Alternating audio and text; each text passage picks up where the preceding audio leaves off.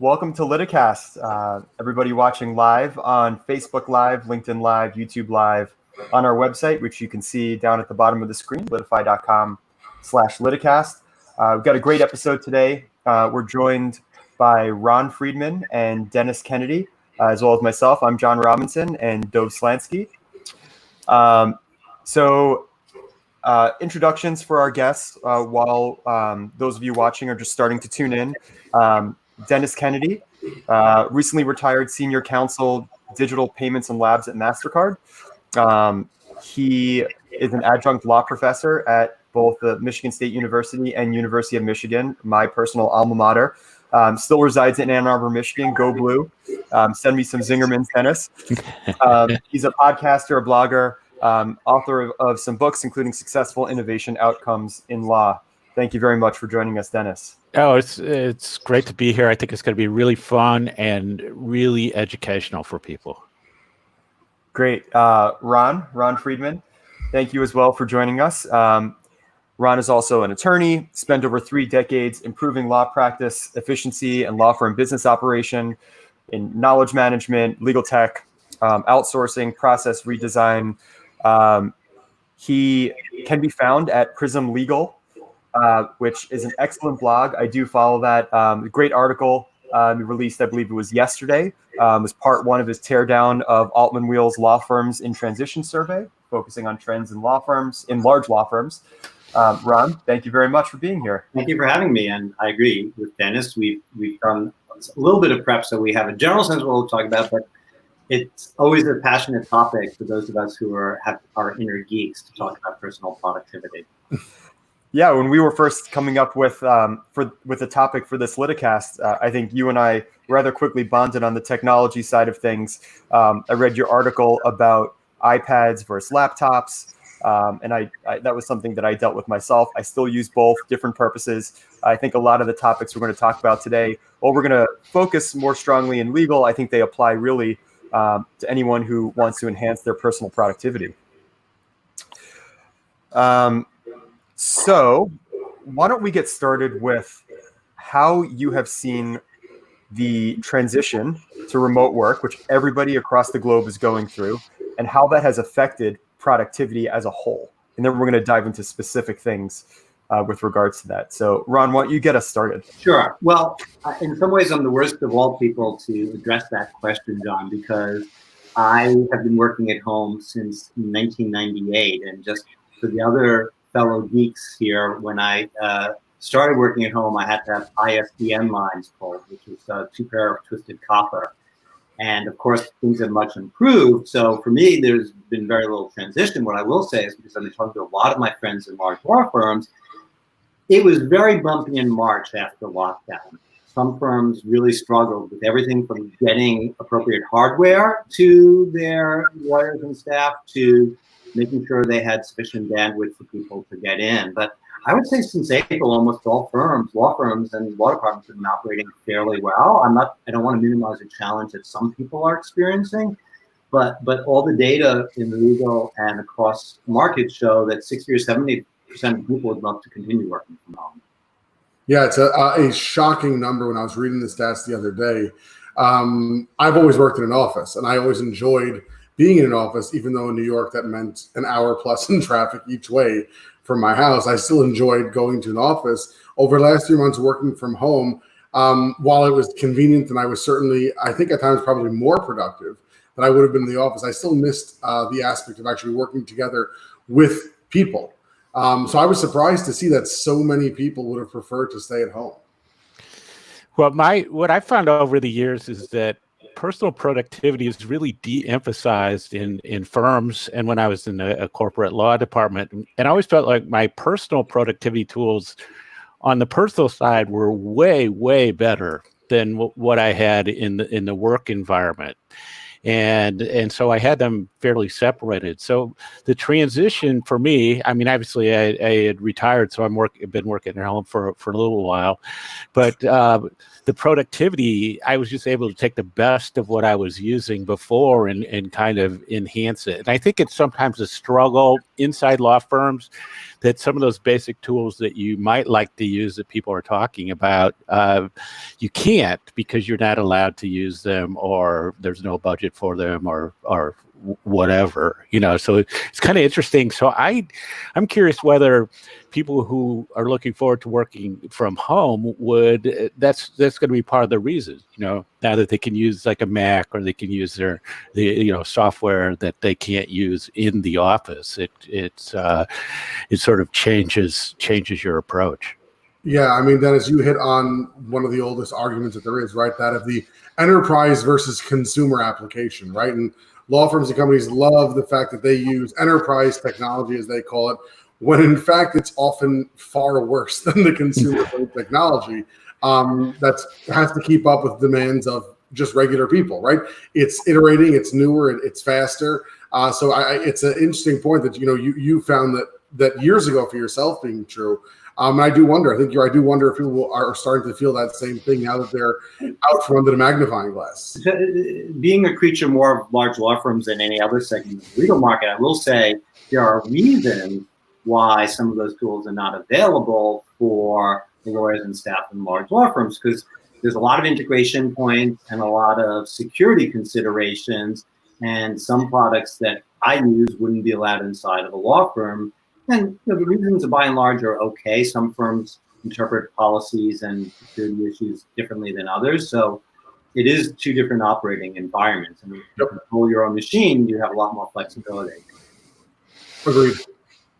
And when legal pads are free in the office, they're inclined to keep you doing that. Like it's good enough for the old, for in the old days. So it's good enough now. When you're buying your own paper or don't even use a printer, it's a different story. I do have both white and yellow legal pads, but the number of times I actually pull these off the shelf, it's usually when I have to write a big note for someone else in the household and leave it on the kitchen.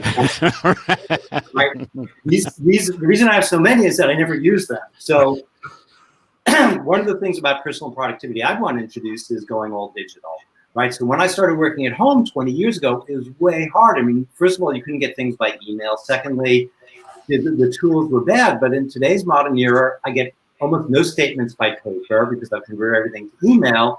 And there's very little of paper other than from the healthcare system. Even there, it's going digital. So people have to ask themselves, why are they sticking to that? Well, and then my millennial friends who think the whole idea of owning a printer is one of the most bizarre ideas in the world, And so, I find that I'm going to way less printing than I used to, but it's taken a while. I'm gonna at the risk of appearing to be a Luddite, I think people who know me that I am not, but here's the use case for a printer. First, there are occasionally times, like in dealing with healthcare, which loves fact, where it's sometimes just easier. Secondly, I just view it as a disposable screen.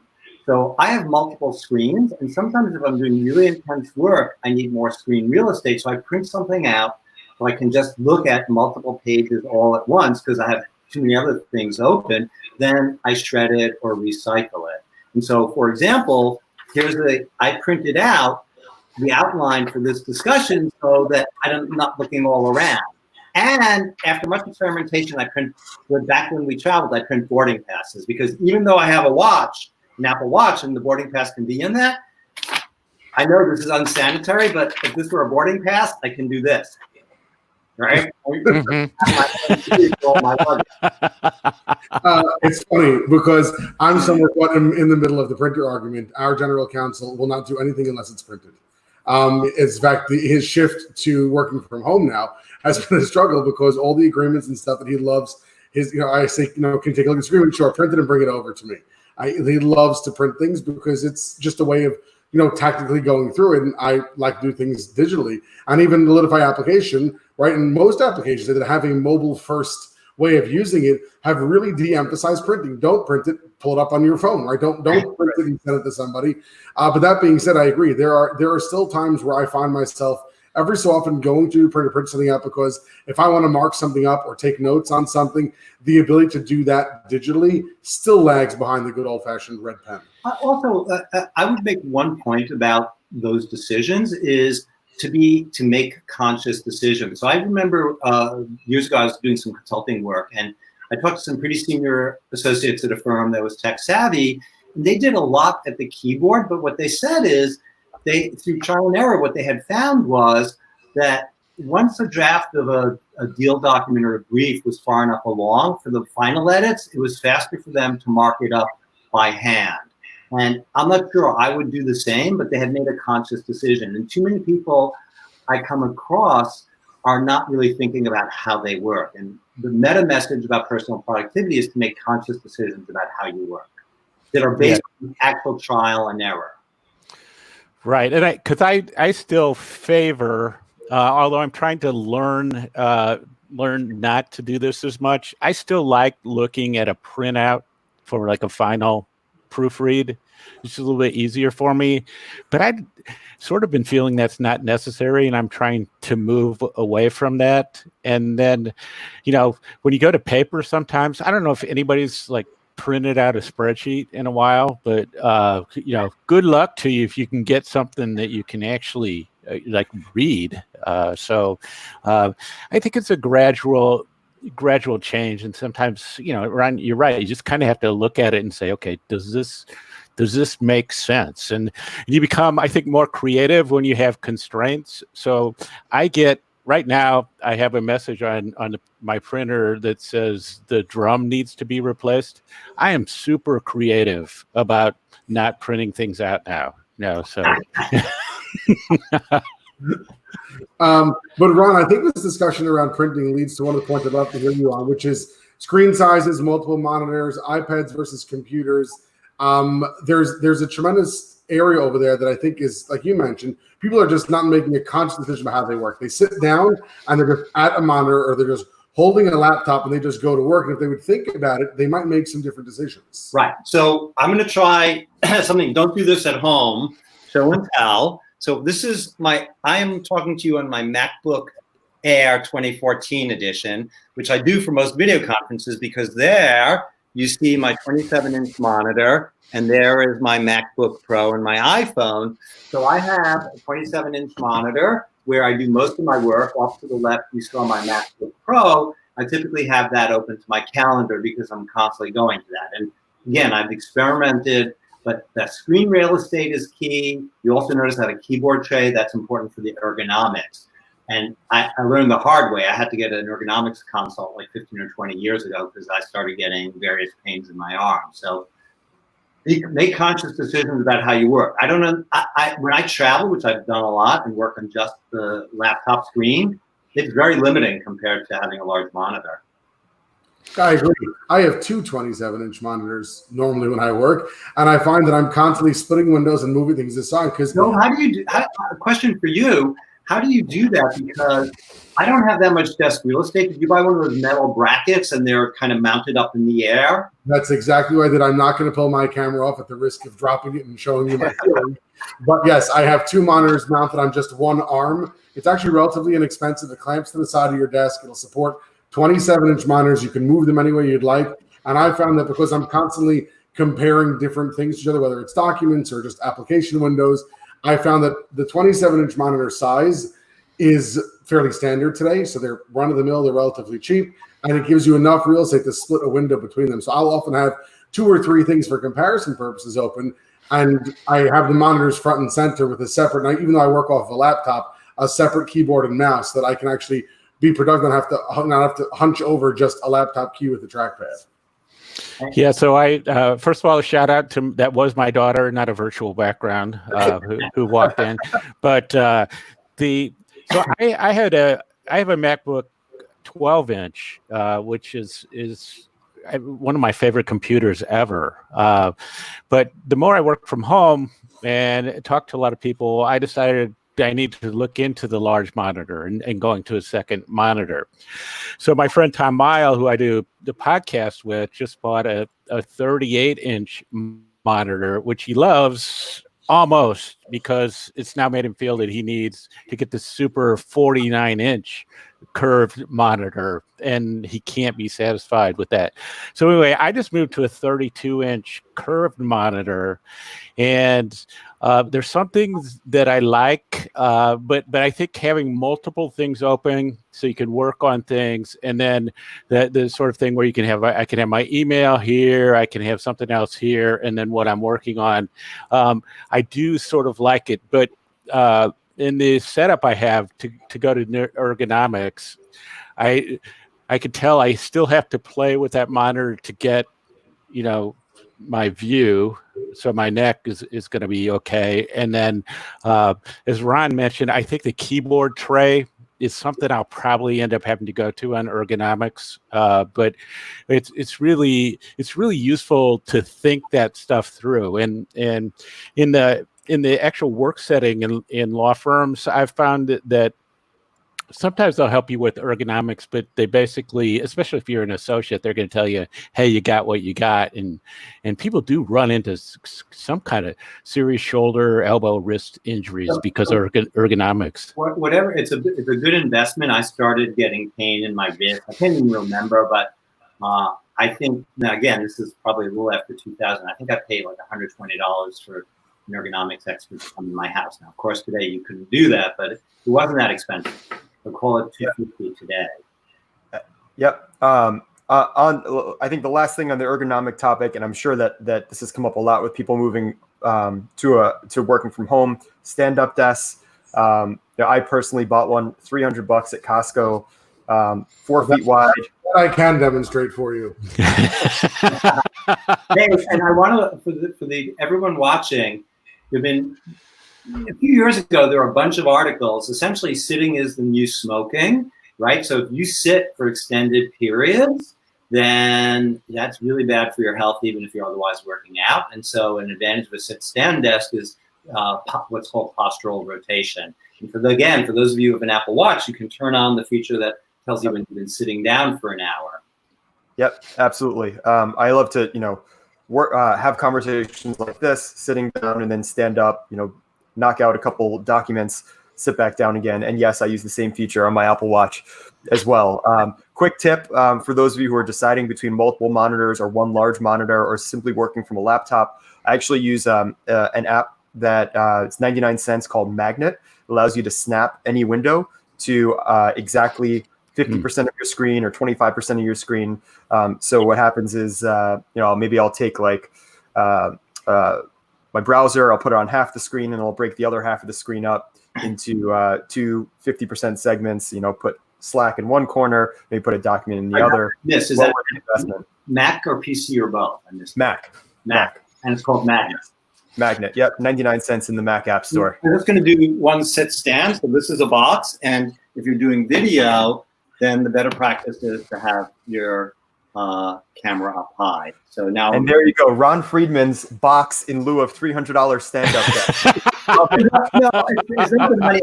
I gave thought to the sit-stand desk, and I changed the aesthetic of my office in a way. I'm more surprised that you had the box ready to pull out to show on camera. Right. He's prepared. Right. Earlier on, I said inner geek. It's probably the outer geek. Ron single-handedly took down an industry. Yeah, I what I found is that people are really enthusiastic about the stand-up desk at the beginning, and then it gradually goes to the wayside. But when I was at MasterCard, the thing that was funny for me, and this will date me a little bit, but if you're familiar with like the progressive rock bands like Yes and stuff, I would see people with this stand-up, like doing the keyboards, and I thought I was back at it like a concert. Just look like the keyboard guy with multiple keyboards and screens. So I'm not a big fan of the stand-up thing. It doesn't really fit the way I work, but it does make sense. And we haven't talked about this, but I think it would be obvious when I say it. But to invest in a nice chair is important.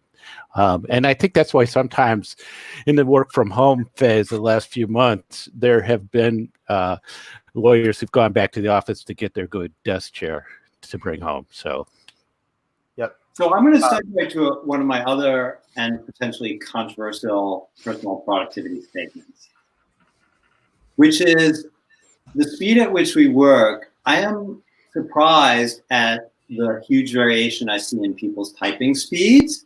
And it'd be interesting to do a poll to have people do an app that surveys their touch typing speed, right? Because if you're right, last night in preparation for this call.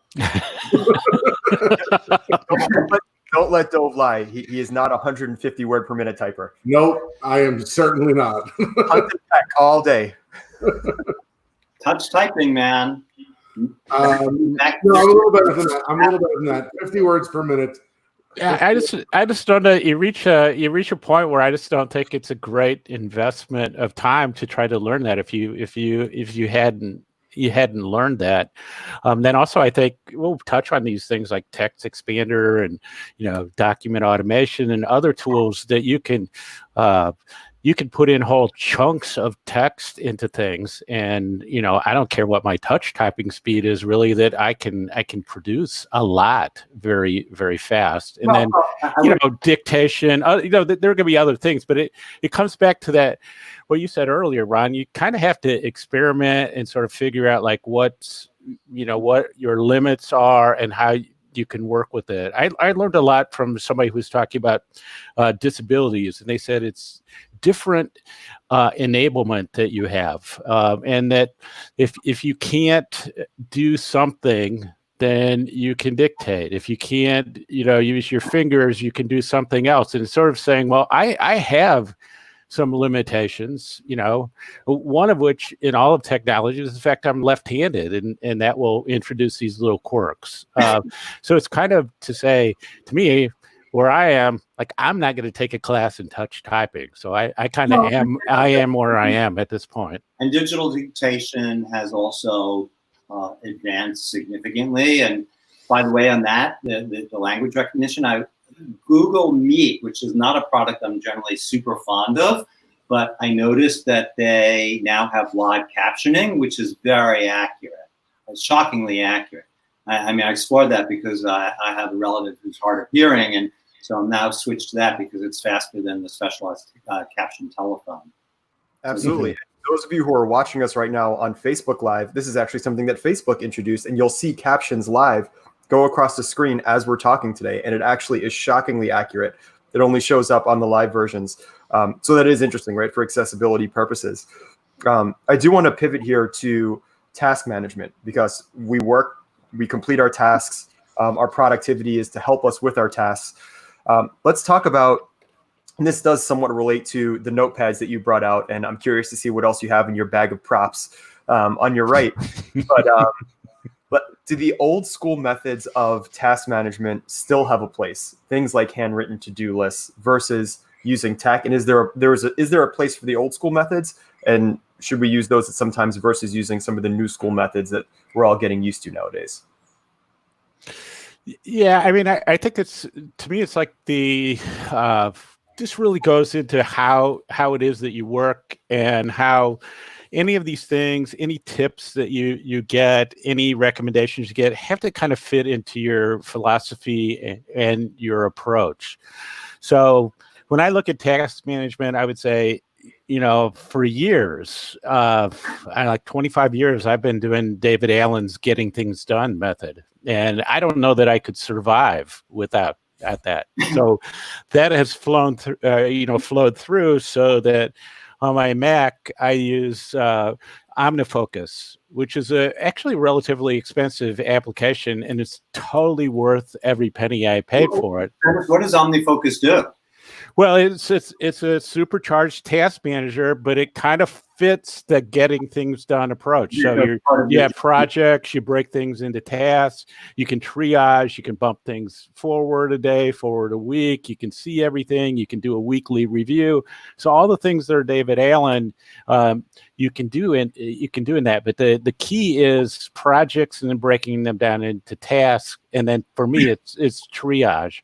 So I do that. I've been really in the last year or so, because I teach this in one of my classes, I've been playing with Kanban boards. So I got the columns that are sort of like to do, doing, and done, because I think the done thing is actually really helpful to me, because you like to see that you've actually accomplished things. And if you have the to-do list where you just cross things off and they disappear, you sort of feel like there's this unending list and you've never accomplished anything.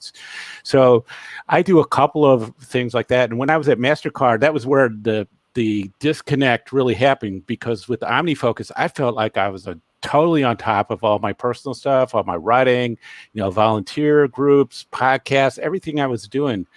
Great shape. And then at work, I was just hacking together, whatever anybody else was working. There were like spreadsheets, there was Outlook, there was handwritten stuff. It was just a mess. So I think that for me, on the task productivity, there are apps. I think the cloud-based apps where you can use them on everything that you're using, your phone, your tablet, your laptop. I think that's really significant. But it could be that for some people, like with a Kanban board, or sometimes I use mind mapping as another example of this, where pencil and paper is really the best way for me. And so you kind of have to look at that, but like I said, kind of fit it in to the system of how you get organized. Otherwise, the app will get in your way. Yeah, I agree with Dennis. To answer your question, John, I think it's very personal. I think people should use what works for them. I would just caution that if you do use paper can only be in one place, whereas to Dennis's point, the cloud is available across devices and backed up. I struggled with task management for a long time, and about 5 years ago, I changed a lot of how I work. I migrated from a PC to a Mac, and as part of that migration, I started using a product called Todoist, which fits with how I work very well. It may or may not work for other people. There are plenty of other products to choose from. Yeah, I've heard other people like Todoist as well that I know. Yeah, it is team-oriented, so that's another consideration. It's one thing if you're just doing your own task management, but if you have teams, then products like Todoist or Asana or Done then have a lot of team elements where you have right. I can tell you, I spent a long time using Basecamp with teams, which I always found helpful. Personally, I've tried, every app under the sun, and what I found that works for me personally is really just a good old-fashioned list. I'll group it, but just a running list of things I have to do. But tell me, what software are you making the list? Honestly, text edit. Just a list. I found the list just grouped for me personally works, because what I found was every time I tried to distill it into an app or use something, the effort that I had to take to organize my things that I could be organized to do them, I was spending more time organizing my task list so that my tasks were organized than just getting things done. So I found that if I jot things down in a list as I think of things I need to do, I can just kind of put them into groupings on that list, and it allows me to scroll up and down and see everything I need to do. I found that bouncing in and out of categories for me personally, it's probably a function of my ADD, but going in and out of categories, I would just get lost. Right, and that goes to the personal. Yep. What you do, what works for you, but occasionally I revisit it, or I'll just look at other products. So, for example, looking at other products, Evernote to me, in my opinion, is kind of long in the tooth. The user interface now seems long, and I'm thinking about it in connection with task management because I'm trying out a product called Notion, cloud-based, and Notion has some very nice outlining features. And you can go from an outline to a checkbox task list. So once again, I think the meta message is try things out, talk to other people so you can stay informed, and there may be better options that come along. Yep, and there is that sort of visual. Some of us are visual, some of us are outliners, some of us are text. It's good to kind of think through think through that. I think the everyday, everywhereness is really important. And I mean, I had this sort of, I'm not calling it an epiphany, but I had this realization this morning that with this bigger monitor, it all of a sudden brought back those simple little sticky note apps. So the way you were talking about just having a list or like a text editor, which is another, to me, like another simple way to go. That I have this and I go, there's just some stuff where I just have something that I would normally jot down. Well, what if I have like a couple of sticky notes and I start using it for that? And that might be a way that I can kind of prioritize my day a little better to say, like, in the next, this afternoon, I want to do these 3 or 4 things. And so then I don't go into the task management tool. Yeah, I'm a fan of the all-in-one also. So the more things I can do in one place, I find drives me to use them more. And I think this will be a good segue over to some of the other tools that we talk about. But I know we use Gmail here at Litify for our email clients. And Gmail has a really handy sidebar that they released a little while ago with your calendar that you can sort of pop out from the side. And there's a note, Google Keep actually pops out from the side for quick notes. And I found that as a way to sort of jot things down as I'm talking, since I'm always in my email and that window's always open, it makes it just far easier for me to use than if I have to go to a separate application. Although, Dovin, one of the concerns, I've fooled around a little bit with Google Keep, and it didn't work for me, but one of the other things I worry about, Google has a long history of killing products. Yes. And it is certainly not core to what they do. So I would worry about putting too big an investment in that one. Yeah, I do. You're right. And as an Apple person through and through, the fact that app is not part of the ecosystem actually gnaws on me greatly. Whether it should or shouldn't is this discussion for a separate time, but it does. So I find that it's useful. It's at my fingertips because I'm in my email. But you're right. You think about, if you're going to invest in something, if it's going to get possibly disappear at the drop of a hat. Yeah, that Google's track record is just amazing on that. I'm surprised anybody trusts anything that they put out anymore. But I think it does. We've sort of alluded to this thing is you need to pay attention to collaboration and what the people you work with are doing, because that can drive a lot of decisions for you, or sometimes make decisions for you. Yeah, so, and talking of collaboration in Google, I think leads us to a next great one, which is drafting, right? Microsoft Word, Google Docs, and the litany of tools that are out there to draft and collaborate things with. I'd love to get your thoughts on some of those tools. I know the legal industry, for the most part, at least officially, you will need to pry Microsoft Word out of their cold, dead hands, as long with Excel. At least officially, I state. I happen to prefer Google Sheets to Excel these days. Much preferred. I think it's far simpler to use and a lot easier. But I'd love to get your thoughts on just the way you can collaborate across these tools, as well as some of the other drafting tools that you might use. Yeah, so Tom Isle and I wrote a book called The Lawyer's Guide to Collaboration Tools and Technologies. And so we've tried all kinds of different things. And the one that I've really started to see fail for a lot of people is Google Docs. And I can't put my hands on why. I think it's sort of has something to do with like the funky URLs, and you don't have it. So it's like each person's organization, but it seems like things start to slip out of those documents. Wait, Dennis, you have to say, when you say fail, what does that mean? Are you talking about actual technical errors or the workflow? No, the workflow fails. So that what you find is people don't add to the Google documents. Nobody goes and looks at them. Nobody edits them.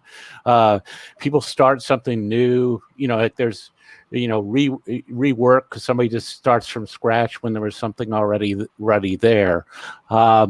So that's been a tricky thing for me. And then, like I said, I sort of look at the world that I'm in, and so when I teach at Michigan State, I'm in. I have the whole Microsoft suite, the 365 suite. So, and I've used the Microsoft products for a while. I have a number of people I collaborate with through Microsoft Teams, and it just makes sense for me to just go all in on the Microsoft products.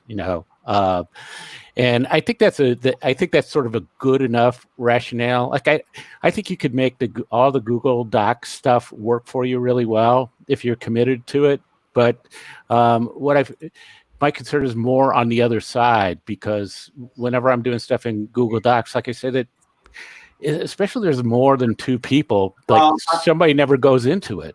Well, that has not been my experience. I have worked at my last two jobs. Google Enterprise was the platform of choice. So now I'm between jobs, and what I find, so I'm not having, and I am collaborating with people, but what I find, I like the Google Docs interface better than Microsoft Word. I have the full suite. I'm very comfortable with advanced formatting.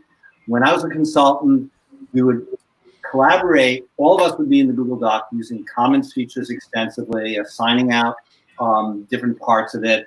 You know, we for one project, there's a team of 6 of us, and at the end, I think we had a 150-page report that went to the client with extensive comments. Is you have to live more in that environment, right? If you're in 2 environments, it's very hard. I mean, I am ambidextrous with that, but I don't know that is so common. But I find the comments in Google Docs way easier to follow and manipulate than in MS Word. Agreed. The track changes in Microsoft Word is extremely long in the tooth, in my opinion. The font comes out tiny. It's hard to manipulate. Google's comment feature is great. We use it extensively, and I think a large part of it has to do with the fact that we're Gmail users and we're Google Drive users. So we're somewhat invested in that. I know John is a huge proponent of it, and he drives a lot of our work through those tools. Yeah, and you know, my comment on this specifically is that Google was a cloud-first platform, right? So it was built with cloud in mind, in the same way that if you look at a website built with mobile in mind versus building desktop first and then having to translate to mobile, Office 365 was originally Microsoft Word and Microsoft Excel on your computer, and they had to make the jump knowing that they need to move to the cloud, but there are still users who are on-premise or on their own computers who are using the downloaded versions and had to accommodate both. So I think that's the rub with Google. Biggest challenge I've had, Dennis, is sharing a document and collaborating on a document with a non-Google user, because they force you to then create a Google account. And when you have that Google account, now all of a sudden you're in their ecosystem. That's not been my experience. I think maybe I'm confusing with Dropbox, but I thought I could send a link that anyone can use for a Google document. Now to view, but not to edit. Not to edit, okay. Yeah, I think you have to be logged in to really do anything. And then, so my problem is more that the document that starts in Google Docs gets pulled out by somebody at some point, and it resurfaces as a Word document somewhere along the line, and then you can't really pull it back in somehow, and then you're just Google like, has actually really improved that, and I happened upon it accidentally recently because I was working with someone collaborating in Google Docs, and we were commenting back and forth, and someone pulled it out and made it a Word doc, and they turned on track changes. And they started to make changes in Word. Lo and behold, when I took that document and put it back into Google Drive, into Google Docs, the Microsoft Word track changes converted to comments automatically. Or you can open in Google Docs, you can open it as a Microsoft Office file and save it back as an Office file. And they converted all the track changes to comments. It was fascinating. Google really improved that aspect of it. So I agree. It's incredibly frustrating when someone pulls it out of the stream, because you have this good flow of collaboration going, and all of a sudden it's not someone just slammed the brakes on you and you have to go and find this file. But yeah, you have to be cognizant of the ecosystem you're in. If people are just not Google Docs users, then it's going to be very, very hard to drive that type of adoption, unless it's a document they simply can't live without. And that collaboration piece is tricky no matter where you're at. It's like you're working on something, you have track changes, and you have a law firm that pulls it out and uses their redlining tool, and you're like why did you do that? Or somebody decides to send you a PDF version with changes in it. You're like, like, what are you thinking? Then you email back and say, please send me the Word version. When's the last time you got one that was printed, PDF, marked up by hand, and scanned back in? I had one of those a few years ago. But you know what I like to do on those things is I find something that's like changing a date or something, like right in the first line.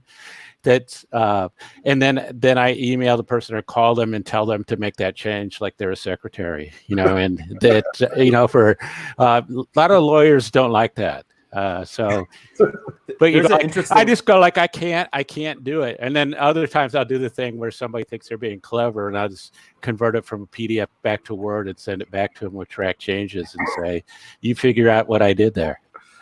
There's an interesting recurring theme through all of the topics that we've covered today.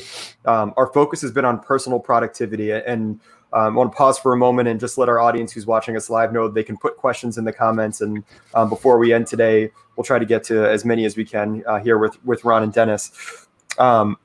So this theme that we have is personal productivity, yet we're talking about personal productivity in an enterprise environment, right? And there's this meshing of what works for you individually with what needs to work in the enterprise space.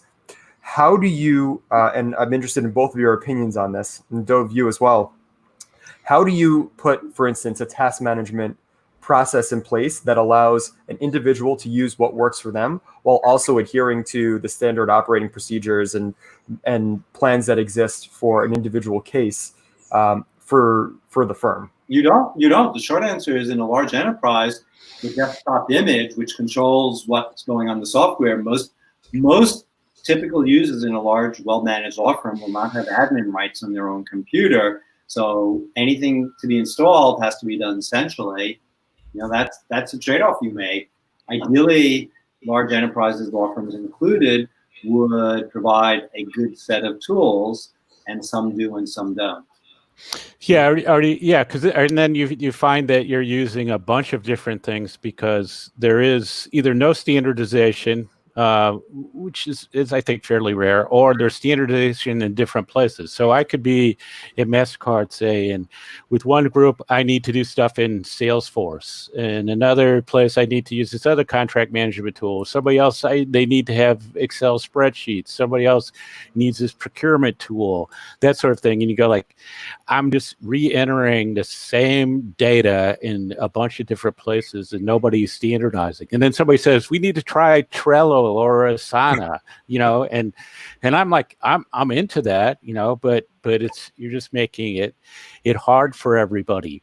So I think some of this comes up not it is in the enterprise situation, but I think at home you run into this too, because as you start to work with people, you're saying, oh, so-and-so are using Zoom, somebody else is using Teams, somebody else is using, you know, WebEx, whatever. And so you start to adjust for this stuff.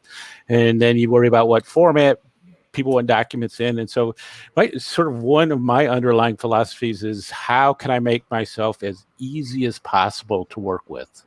You know, which puts a little bit more burden on me, but I just want to make it super easy and be super flexible. So, in the enterprise environment, right, you're stuck. You have what you have.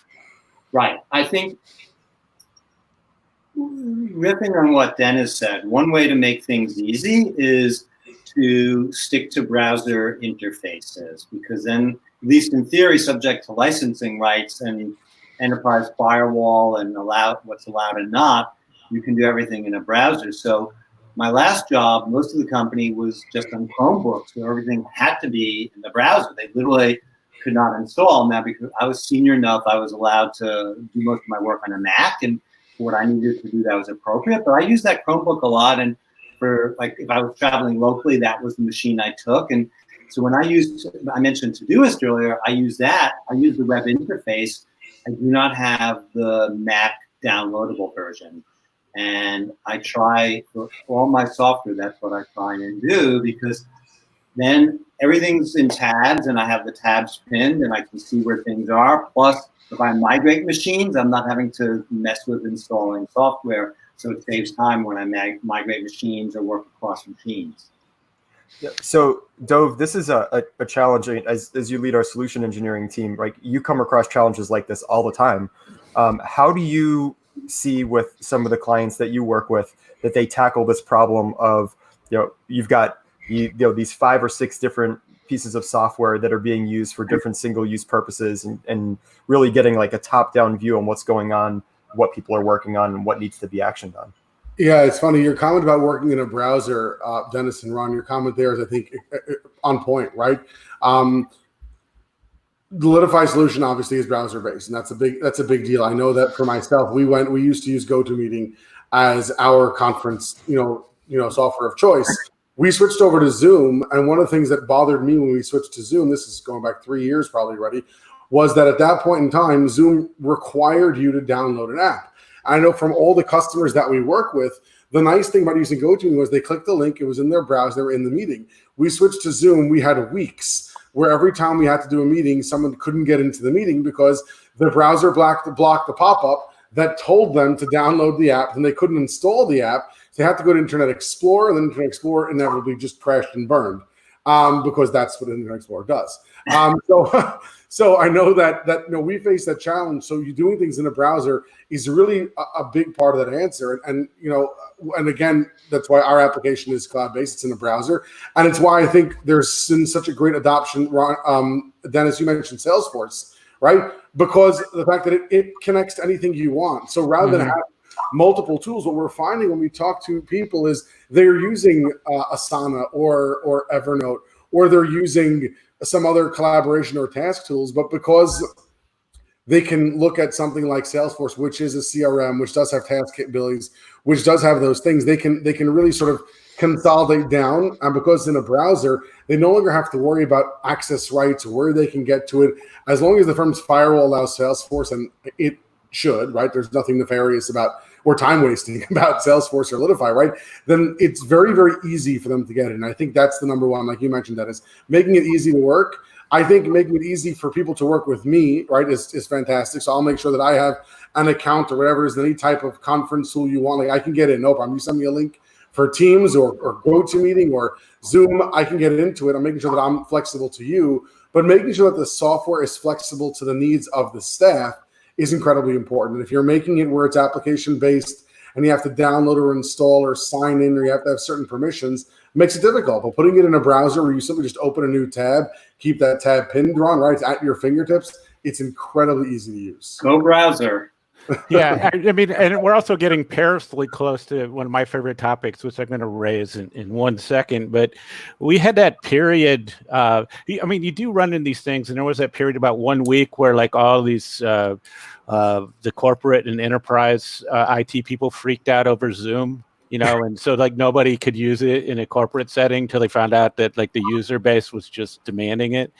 But you do find this thing where you want to work with people and they go, oh, we can't use Teams, we can't use Slack, we can't use Dropbox, like it's a corporate thing. So you run into that. And then on the other side, which is where I'm going to raise my favorite acronym, which is APIs. What I really want is, like, I want it to be seamless. I want to be in something that has the APIs, and I just do what I'm doing, and it goes to wherever it needs to go seamlessly and individually. And I don't experience that. So usually when I'm talking to a legal tech company about what they're doing, that's my first question is like, what are you doing on APIs? And it's really funny because people are like, oh my God, we're actually getting a question that we care about, and we're doing this really cool stuff. So.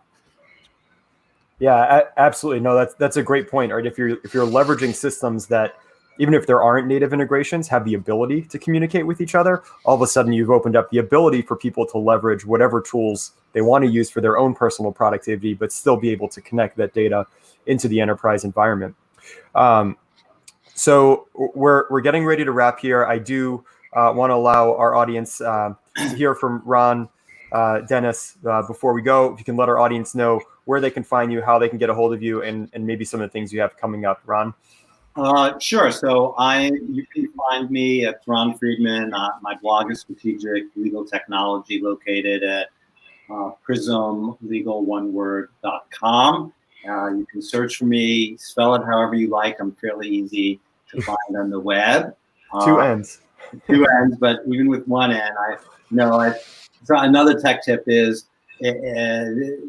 Google your own name periodically to see what's out there. So I'm not that hard to find, and welcome any input from folks. There's contact information on my website. Yeah, and I've always been, for like a zillion years, Dennis Kennedy, DennisKennedy.com, at Dennis Kennedy on Twitter, LinkedIn. I'm heavy Twitter user. Do a lot on LinkedIn. Wrote a book with Allison Shields on LinkedIn for lawyers. Those are sort of my main social media hangouts, and then my webpage will generally get you to all the stuff I'm doing, which is lots of writings, the Kennedy Mile Report podcast on the Legal Talk Network, and then probably more so these days, you can expect to see me doing some things on the academic side with Michigan State and possibly Michigan as well. So lots of places to find me, but as Ron says, two ends, I would say two ends for me, Dennis Kennedy. And if I was in Ann Arbor, you could find me at Zingerman's. Thank you both for joining us. Those of you watching us live, we'll have a full detailed recap on our website, litify.com/Liticast. If you are watching this in a recording, that recap should already be live. Dennis, Ron, thank you so much for joining us. Thank you to everyone who is watching us live, watching us in recorded version. Dove, as always, thank you very much. And we will see you on the next episode of Liticast. Tomorrow we have Chad Van Horn. Take care. Thank you. Thanks.